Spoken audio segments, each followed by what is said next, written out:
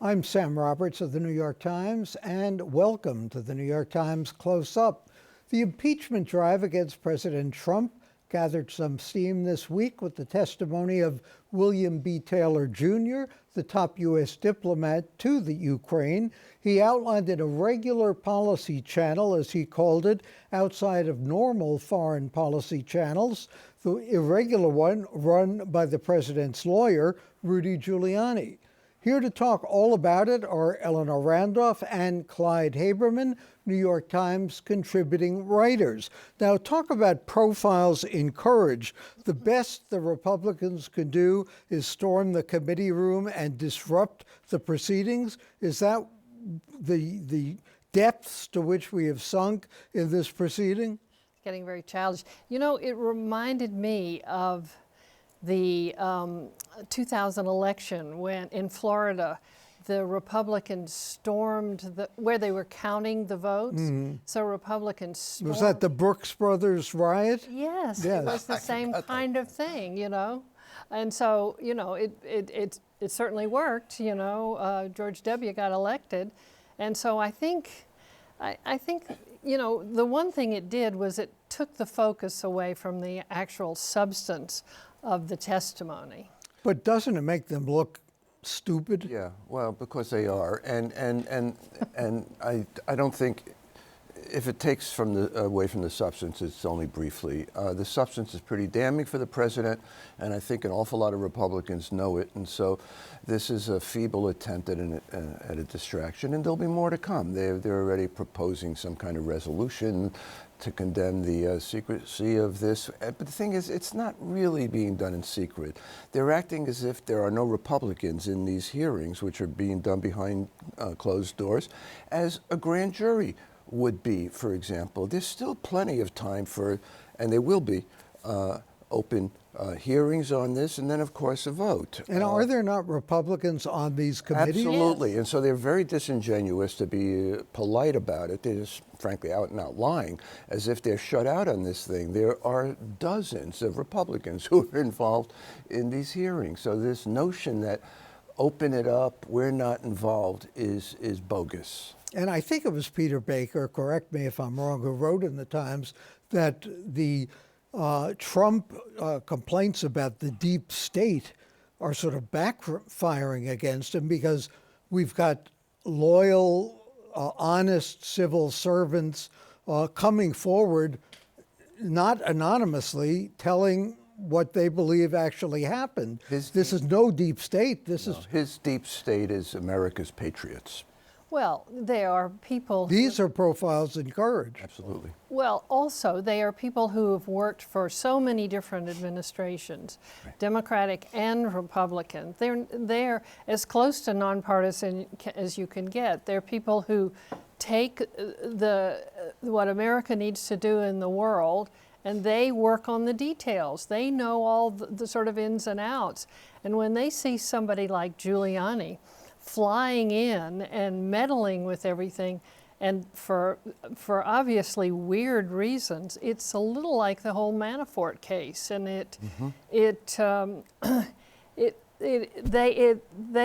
Americans and they feel very strongly that their jobs are important, so they don't. If they're subpoenaed by the U.S. Congress, they're going to go in and talk. We're not.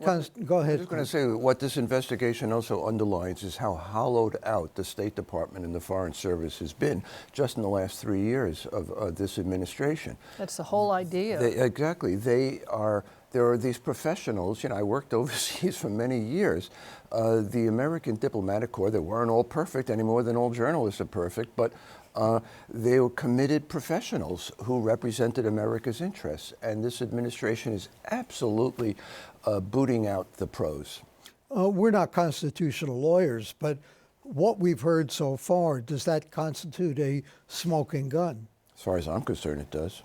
You know, but I'm not a lawyer, as you said. You know, I find what really troubles me is that Trump either doesn't understand the Constitution or doesn't want to. He talked the other day about the, quote, phony emoluments clause. And so this was when he was going to put the G7, the whole trade operation, down in his own, at cost, he said. Yeah, right. Our cost. That's right. I mean, all the Secret Service, I think, would pay double. But so he would get, essentially, he would get lots of money from a lot of different foreign countries. The Emoluments Clause says that the president, basically says the president of the United States cannot benefit from foreign leaders. And the whole idea was, you know, that the English weren't going to come in and buy off the president, George Washington, and that would be the end of things. So, I mean, it's like there's no past for him. It's just now and Twitter. And sadly, no past for a lot of his supporters. So if he says it's a phony emoluments clause, they will nod their heads like bobbleheads and agree with it. Well, there ain't nothing phony about it. It's Article 1, I think Section 9 of the Constitution. That's right. We still don't know who Anonymous is, he or she who wrote that op-ed piece in the New York Times. Now that person is writing a book. That person presumably is still within the administration, although we don't know that for sure. Maybe it's Joe Clyde, the last Anonymous. Could be, right? The primary colors did well. Why not this? If that person is in the administration, why doesn't he or she get up and resign? Good question. Well, you know, you ask that question over and over when you look at some of the way these people are raked over the coals by Trump. And their answer always to themselves is that they're keeping it from being worse. Yeah, but how much worse can it be? I don't know. I mean, that that might have been plausible a year or so ago. Right. But the Times caught heat, you know, for running this anonymous article, but it was a great rarity. You have to underline the word rarity and put it in italics in capital letters, which really has to mean that this person is in a significant position. Just by inference, you have to assume that. Maybe it's Pence. And it's somebody, indeed, it's got to be somebody very high up. I don't pretend to know, but I trust our editors enough that this guy or woman was vetted. I don't doubt that, but how much influence can that person be exercising if he or she is still in the administration, considering what we've seen going on? Well, it might not be that he or she wants to exercise influence, but if that person is watching everything that's going on and relating it in this new book, you know, it'll be a bestseller. How, well, that's nice to know. Meanwhile, well, that they say that the money is going to go to a charity because this person can't. For some reason, there's some question about whether or not you can, when you're working in the government, you can. This is like the son of Sam law, I guess. That's right. In effect, yeah. How are the Democratic candidates reacting to the possibility of impeachment? How many of them have actually come out and said, let's impeach? I can't give you numbers, but many of them have, frankly, I think, tried to keep this at arm's length. Not that they're necessarily opposed to the process, but that they want to get their own messages across and don't want to be defined purely as the anti-Trump. And they each have his or her own agenda. And so the debate really has been Medicare for all and who's too far to the left or who's too centrist and so on. But of the main candidates, I think they've all said they're for impeachment. Right, but they really don't want to talk about it. So dwell on it. Yeah. So. Well, I think they all felt that Hillary, that it was too anti-Trump, and that didn't really work.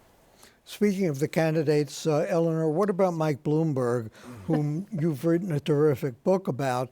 Is there any possibility, in fact, is it technically possible for him to still enter the race? Well, I'll tell you what the Bloomberg people say. They say that first of all, he's getting hundreds, literally hundreds of emails and calls and things like that from his friends and pals and people he knows encouraging him. But that they sort of see it's hard for him to parachute in at this point. Technically, he could come in by the 1st of November, and if he didn't want to be in the debates, which he doesn't care about since it's all, you know, you have to raise a certain amount of money from a certain number of people, and he would raise money from one person probably, himself, and so he probably wouldn't be in debates, but the strategists are sort of looking at Super Tuesday and trying to figure out whether or not he could get in for Super Tuesday, which would include New York. And if he did well, great, he'd stay in. If he didn't, he'd do something else. So what's the deadline? What's the fail-safe point for that? Well, I think the real deadline will be the 1st of November. That's what they said. Wow, that's That's next week. pretty soon. I know. And The next couple of next weeks. Obviously, people are encouraging to run. The people who don't want him to run are presumably not sending him emails. That's right. What do you think's going through his head? Well, you know, I don't think I'm sure he doesn't mind the encouragement. I'm sure he loves it. But, you know, I don't think he can run if Biden's still in the race. That's that center lane, and that's where he is politically as well. And he wouldn't, I don't think I think that's the real important point there. If Biden is still in, and he seems to be suddenly doing better, I think all this Trump stuff has improved his chances instead of making them worse. But he'll come burdened with his own negatives, as everybody else in the field has to some degree or another. One of them is his age. He certainly seems to be in great shape and doesn't have the somewhat doddering problem that Biden, I think, has had. He's really been uncertain. Oh, you're talking in about these Bloomberg debates. now. Bloomberg, yeah. I Yeah. thought Yeah. we were talking about Wow. Bloomberg. And I think, but he'll come handicapped. I mean, in the end, these are the kinds of things that a lot of people don't like to say out loud, but are realistic. And so if you're Pete Buttigieg, you have to wonder, is this country really going to vote for a 38-year-old gay guy? Mm-hmm. And you have to wonder if the country's going to vote for a Jew, which is Bloomberg, and also, of course, Bernie Sanders.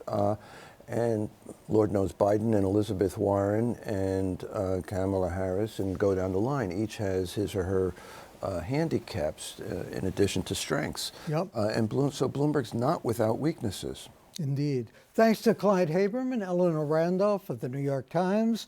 Coming up next, the closing of Rikers Island. Can the city meet the deadline of 2026?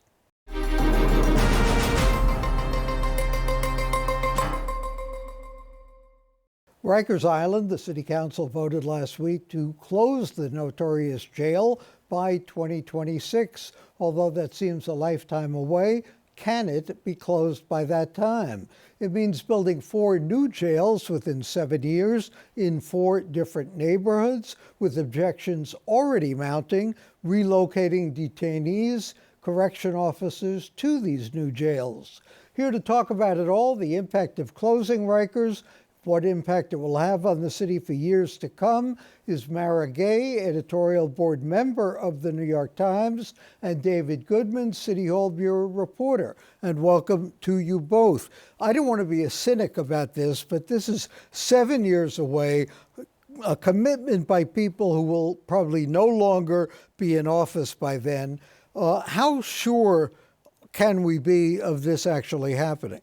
Well, I think it's a really important question. It's something that we've been discussing at City Hall. But to be clear, there was an actual council vote, not just to cite these 4 new jails, which is a key part of the plan, but also they voted to approve a measure that would ban Rikers Island from being used as a jail after 2026. Now, of course, that could be overturned by future members of the city council, but I think it's really a commitment that the city should hold its elected officials accountable to. So I think moving forward, hopefully we can continue to have a coalition that keeps the pressure on to make sure it happens, but it's not impossible. I tend to be skeptical of it for the reason that there isn't a strong constituency for this kind of middle ground that they've hashed out, which seemed like when they were proposing closing Rikers Island a couple of years ago, this would be the best solution. You build local jails, you have jails close to the courthouses, close to family members who can visit people that are temporarily there, because these are really holding facilities. These aren't prisons where people are sentenced to. But now it seems that folks who had advocated for that have moved even further left and say we should close Rikers, but we also shouldn't have these jails. And suddenly, there's not a really strong advocacy community for building $8 billion worth of new jails. And you really, to get that kind of spending, when we have a housing crisis, when we have a lot of other issues in the city with the MTA, it's hard to see how that comes together. Also, we've got smaller jails, but the same inmates, the same guards. Why is this going to be so much better? Well, I think if you've been, anyone who's visited or had the misfortune to actually be incarcerated in one of these facilities, no one wants to be in any jail, but our facilities are archaic and in a lot of ways inhumane. They're long past their useful life.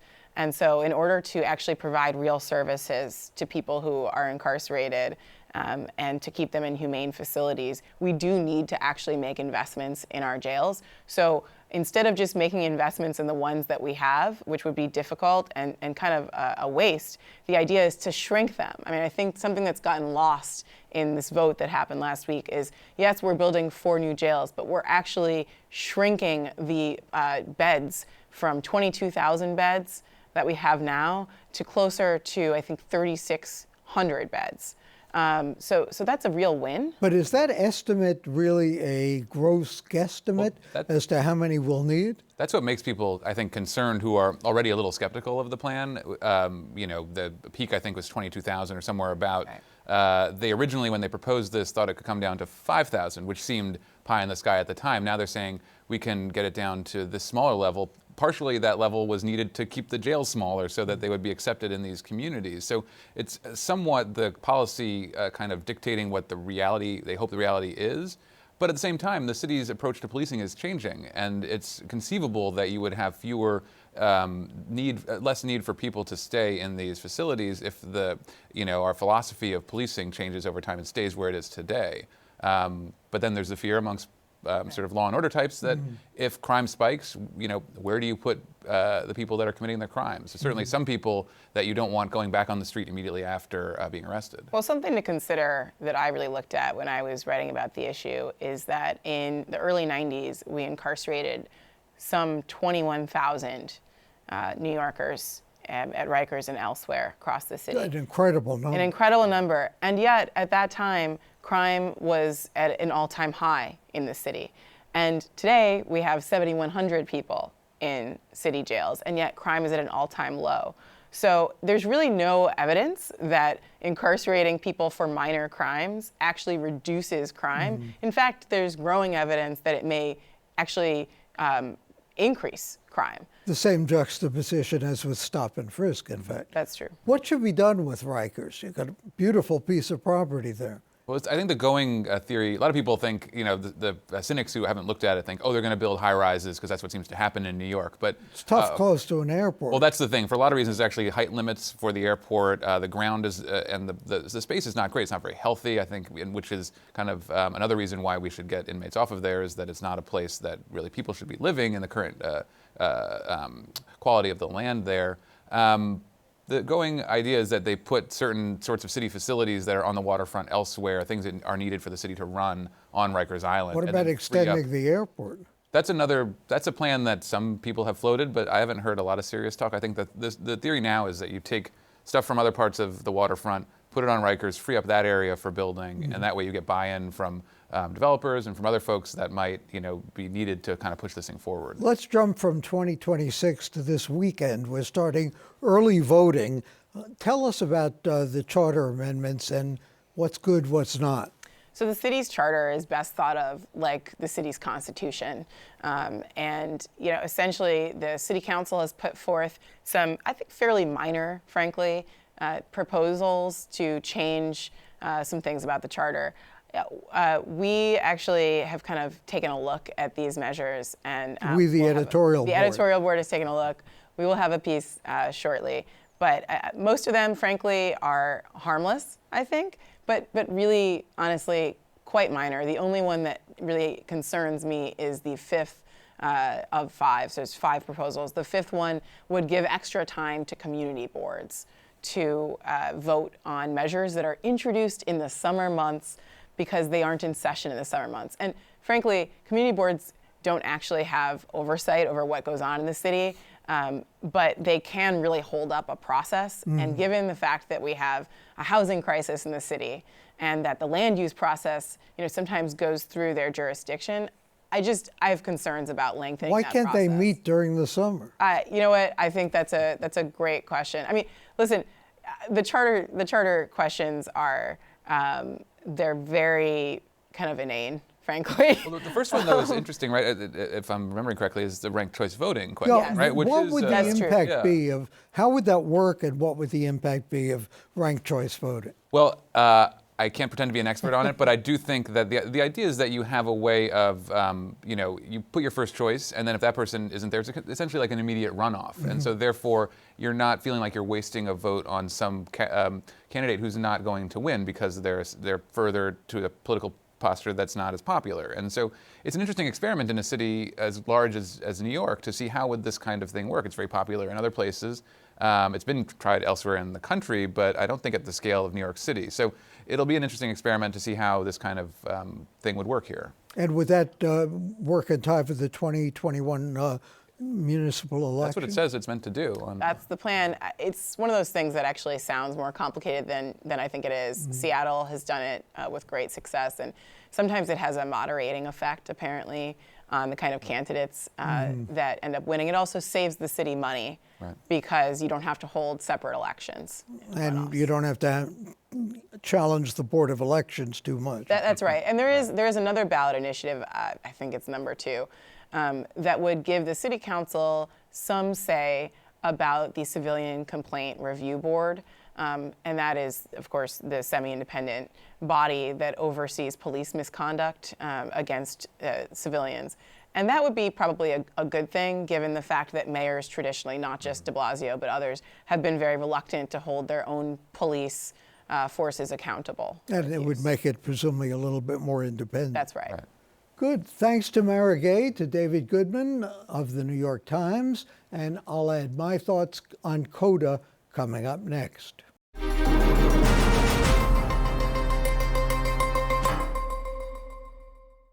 Here's a sobering reminder in the midst of democratic socialist triumphalism. Socialist political power in New York peaked exactly a century ago. By 1919, the stunning gains achieved by the party at the polls just 2 years earlier in congressional, legislative, and municipal elections were already dissipating. A Brooklyn legislator, the first socialist elected to the assembly, was indicted for espionage. He had opposed the draft and Allied intervention against the Bolsheviks. Also in 1919, radical New Yorkers galvanized the party's far-left members into bolting. They joined the communists, leaving the socialists hopelessly divided. The socialists' wartime popularity had been declining since 1917, when they elected 10 assemblymen, 7 aldermen, a municipal court judge, and Morris Hillquit, their mayoral candidate. He received an impressive 22% of the vote, nearly 3 times more than the Republican candidate. By 1920, though, 5 of the assemblymen had been booted from the legislature by their colleagues for disloyalty. They were reelected. 3 of them were expelled a second time. The other 2 resigned, refusing to serve in a legislative body that they deemed un-American because it removed their colleagues for being insufficiently patriotic. 1920 was also the last time that Meyer London, a socialist from the Lower East Side, was elected to Congress.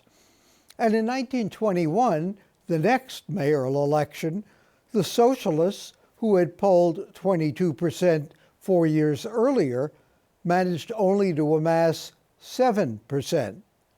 The point is, the red tide attributed to Alexandria Ocasio-Cortez's election to Congress from Queens last year is cyclical.